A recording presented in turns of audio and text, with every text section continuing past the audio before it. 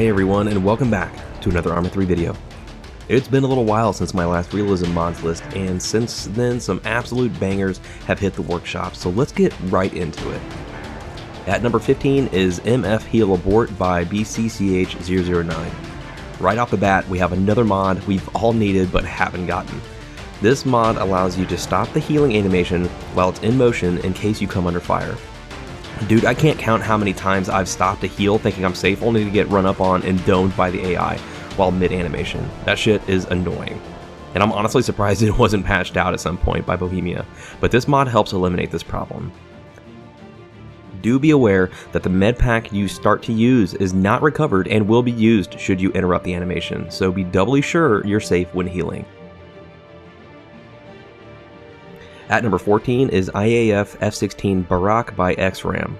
Another mod maker after my own heart, XRAM has brought a ton of Israeli Air Force F-16 liveries into Arma 3.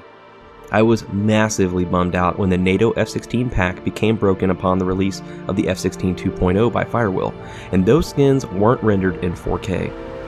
Not only is the camo scheme gorgeous and the number of aircraft numerous, they are weathered and used just like the aircraft in real life. These jets have been in Israel's arsenal since the early 1980s, and they have seen more war than many other jets flying today. It's only natural that they be worn and weathered, which makes these jets look incredible in my opinion. XRAM has become one of my favorite livery creators, right up there with Obi-Wan Kenobi, and I can't wait to see what's next when it comes to weathered aircraft. At number 13 is AS-356 and 565 US Coast Guard by Dan Z and CD Rommel. Re-uploaded and reskinned by Schutz. So honestly, as much hate as the Coast Guard gets, I have a soft spot for their flyers. Their aircraft are gorgeous, that orange and white skin just kinda sings to me. These aircraft are beautiful in game and are a ton of fun to fly around. They're perfect for any role player servers that want a Coast Guard element conducting search and rescue or armed Overwatch operations. These birds handle very well.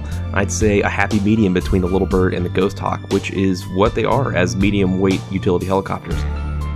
These things have some pretty good legs, able to loiter for a good hour or so before needing to RTB to refuel. The Dolphin is armed with miniguns on either side, able to handle anything the drug-running cartels can throw at them. Coupled with the H-60J mod, these complete the Coast Guard aerial lineup in Arma 3. At number 12, we've got Ratworks L2A1 anti-structure launcher by the Ratworks mod team. Shoulder-fired launchers have been getting a lot of love with the recent invasion of Ukraine by Russia. The L2A1 Matador is a joint design by Israel and Singapore, which is an improvement on the Armbrust, which was a German and Singapore design. The Matador primarily functions as an anti-structure weapon, penetrating the outer walls using its tandem warhead and detonating inside. This is modeled amazingly well within Arma 3, and Ratworks has even gone so far as to showcase their weapon on a really descriptive little video showing the weapon from launch to target impact. The L2A1 allows infantry to pack a massive punch and destroy those well-entrenched enemies who think they're safe behind their walls. At number 11 is animated deployment of helicopter from destroyer hangar USS Liberty by Jakes. This one was just awesome because I feel like the Liberty destroyer didn't really get a whole lot of love outside of its animated door. This is a classic example of Bohemia laying the framework and the modding community expanding on the possibilities. It looks like keyframe animations and attached to scripting was used to get the helicopter pad outside to the launch deck and back inside for recovery. This is an awesome addition for single player mission makers that want their players starting from the destroyer. I've said it before and I'll say it again until I'm blue in the face, it's the attention to the mundane little things that puts Arma 3 above the rest. At number 10, we've got training magazines, rubber bullets, and training attachments by Silence, Stevio UK, and Zello. Now I've done this before where I've featured two mods in one place, but these mods were made to be used together and launched around the same time, so I'm putting them in the 10th place together to ensure everybody knows about them. Super self-explanatory, this mod brings training mags, attachments, and rubber bullets into Arma 3 to enhance your training courses within either a milsim unit or allowing role players the ability to use non-lethal force as law enforcement during crowd control operations. Right now, the rubber bullets only work with weapons that use the 5.56x45 magazine well, but it looks to work with vanilla weapons and most major weapons mods like RHS and CUP. I haven't tried everything like Gold and Tier 1 yet, so let me know in the comments if they work. The Training Attachments mod provides the blue suppressors you see in their screenshots, and I think this really completes the look of the weapon. Through CBA options, you can change the amount of rounds it would take to knock a player out with them. This is a very recent addition to the workshop, and I'm really glad I found it when I did. At number 9 is Rebalanced by Orbis 2358. The same guy that brought us the awesome mod brings us more realistic features to Arma 3. Rebalance adds PhysX activated afterburners for Firewall's F-14, F-16, and F-18 respectively, as well as altering the flight profiles to bring them down to earth a little bit. Anything I can do to eliminate a scroll wheel menu item for something that should be automatic is an absolute banger in my book. Firewall's aircraft are known for being amazing, but also known for having some pretty OP flight characteristics, and Rebalance aims to level the playing field a little bit. High AOA movements will absolutely tank your airspeed, so no longer will you have F-16s doing donuts around F-22s, pulling 12 Gs continuously for 5 minutes straight. Right now, he doesn't have any more aircraft planned, at least publicly, but I'm definitely excited for whatever his next project is. At number 8 is Helmet Mounted Camera by Paradox. This dude single-handedly changed the look of my game when I made this mod. I can't do anything CQB anymore without going into helmet camera mode, and I'm kind of addicted. You can't interact with anything in the game world, and you honestly can't really aim for shit, but who cares when you're having this much fun? This is perfect for the players that want to make boots on the ground type cinematics, and by using Polpock's artwork supporter, you can include a camera style overlay to really complete the look. I kinda wanna have a PvP match where everyone uses this mod to see how shit everyone would be at killing each other, but it would be a blast, that's for damn sure. At number 7, we've got Fire on My Shot Engage Mode by Ibergem. I covered this mod in one of my previous videos, but it absolutely deserves a spot on the realism mods list. Getting the AI to do what you want is a constant battle, but this is a battle you'll win every single time. By setting your teammates to engage on your shot through the classic team orders menu, you can get the drop on unsuspecting enemies out on patrol or pull off the perfect ambush using your AI squad mates, something that wasn't exactly the easiest thing to do before this mod graced us with its presence. It's a tiny, low impact mod that does so much, so you know it's forever in my mod list. At number 6 is the Integrated Visual Augmentation System IVAS headset by Firepaw217, Yeetant, and Leo Follow Guy. This IVAS is the US Army's new venture into augmented reality for ground troops, and although it is in its early stages of development, the IVAS can almost be considered what the soldier of the future will look like. Capable of delivering digital, wide-angle, multispectral image fusion of solid-state, low-light, thermal, and daylight sensing, object outlining emphasis, 3D map and waypoint overlays, a picture-in-picture display of weapon sights, and a squad immersive virtual trainer that allows them to train against virtual enemies overlaid upon the real-world field of vision. Right now, there are limited features, and it essentially acts like the vanilla ENVG-2. However, the devs are working on updates to give some of these advanced features, such as the outlining of enemies in soft orange. This is definitely a mod to keep your eye on. At number 5 is TGP Simple Cockpit Slew by Ampersand. This incredible little mod allows you to slew the target pod camera inside Firewall's aircraft and any aircraft that allows the target pod to be viewed from within the cockpit. By holding the default key of B and moving the mouse, your target pod will begin to slew around.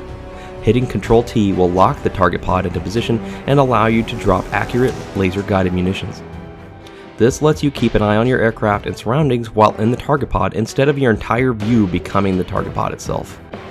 It takes a little getting used to, and you'll need to push your picture-in-picture view distance out a ways so you can actually see, but it's a pretty sweet little mod I've been enjoying.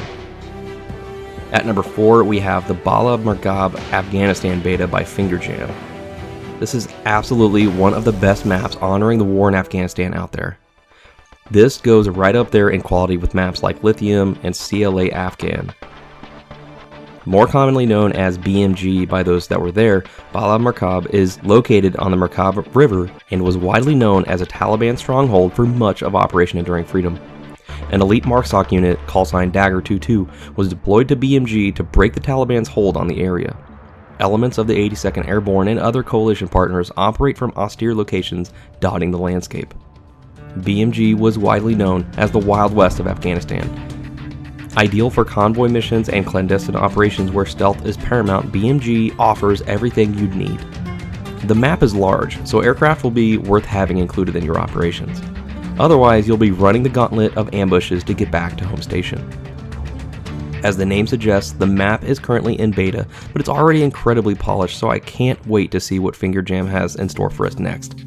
I love seeing new maps receive so much love and have successful launches like this. At number 3, we've got the mighty AH-64D official project by Voodoo Flies, Indigo, and Snow. I've covered this mod before, and I'll be damned if I won't include it in a Best Realism Mods video. The Apache has a full team of not only expert mod makers and scripters behind it, but actual Apache aircrew as well. So you know when you strap into this thing that you're playing one of the most true-to-life examples your download can give you. Recent additions are some gorgeous skins to include a beautiful Israeli Armed Forces skin.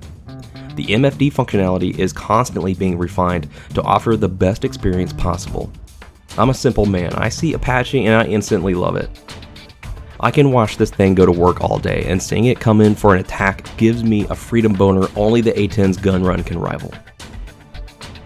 At number 2 is another outstanding helicopter mod, the Hatchet H60 Pack development version, one of the most popular mods in the workshop for rotary aviation and special forces enthusiasts. The Hatchet H60 comes with the most detailed and interactive startup sequence of any aircraft on the workshop, using its very own Hatchet framework, which is a requirement to get this mod running. It's so detailed that there's a full documentation page from startup to engine shutdown available to include explanations for navigation, engine management, and avionics while in flight. This is another true labor of love mod like TTT3's Super Hornet and Voodoo Fly's H64D official project. The textures are beautiful and multiple versions of the H60 are present. This mod is made for the DCS flyers that also enjoy Arma 3. And finally, at number 1 is the absolutely incredible SciTech Industries terrain by the SciTech Industries mod team. Truly one of the most unique and ambitious endeavors to create a post-apocalyptic underground facility, the SciTech team has absolutely nailed it. One of the most unnerving settings you can possibly find yourself in within Arma 3, there have been a flood of single-player scenarios and Zeus events centered around this terrain.